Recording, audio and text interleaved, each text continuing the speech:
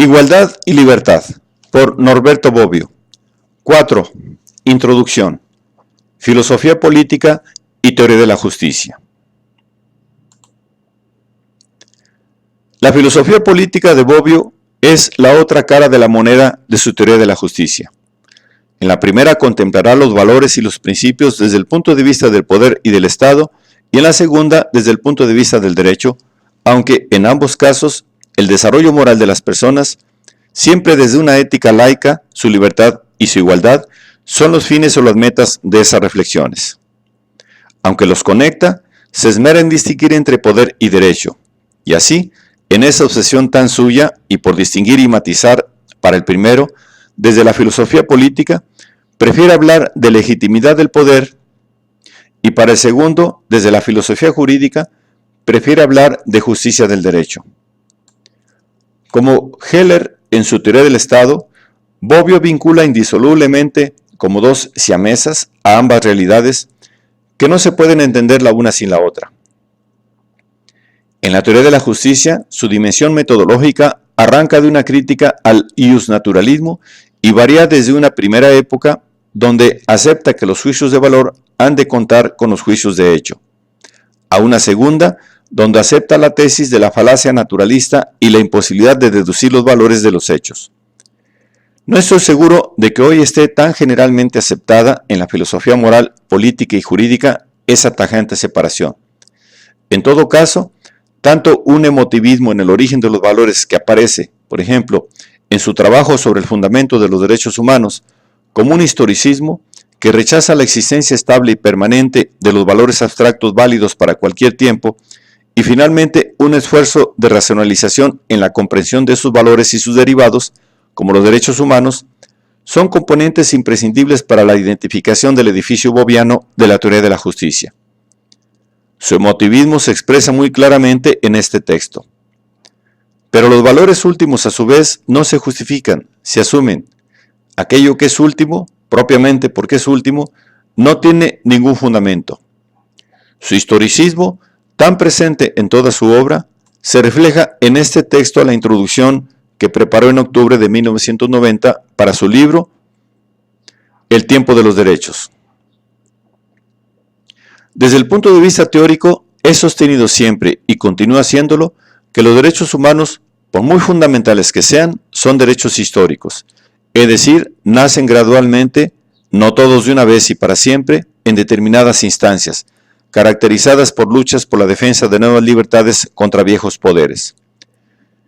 El esfuerzo de racionalización se produce tanto en la posibilidad de razonar y argumentar en los temas de justicia, en la comparación entre valores, etc., como en el esfuerzo de ordenación, desde lo que podríamos llamar una construcción comprensiva utilizando el método analítico en trabajos como Derechos del Hombre y Sociedad, uno de los más recientes que Bobbio preparó para el Congreso Internacional de Sociología del Derecho, que tuvo lugar en Bolonia a finales de mayo de 1988, o El tiempo de los derechos, que recoge la lección que Bobbio pronunció por invitación mía en el Instituto de Derechos Humanos en septiembre de 1987. Por cierto, que tanto en la introducción señalada como en este último artículo, Bobbio acepta las etapas de evolución de los derechos en la historia que he propuesto como procesos de positivación, de generalización y de internacionalización, añadiendo una última que denomina de especificación para recoger el paso de los derechos desde el hombre abstracto al hombre concreto, lo que es, a mi juicio, muy razonable. Probablemente, junto con el tiempo de los derechos, las dos voces de diccionario sobre libertad e igualdad ya señaladas marcan este esfuerzo de aproximación analítica racionalizadora del fenómeno de los dos principales valores, guía de producción y de interpretación del derecho y de comportamiento de los poderes públicos. En estos trabajos y en el tiempo de los derechos aparecen claros dos rasgos identificadores del pensamiento de Bobbio en estas materias.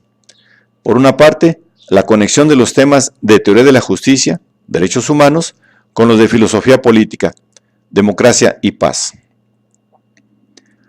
Derechos humanos, democracia y paz son tres elementos necesarios del mismo movimiento histórico.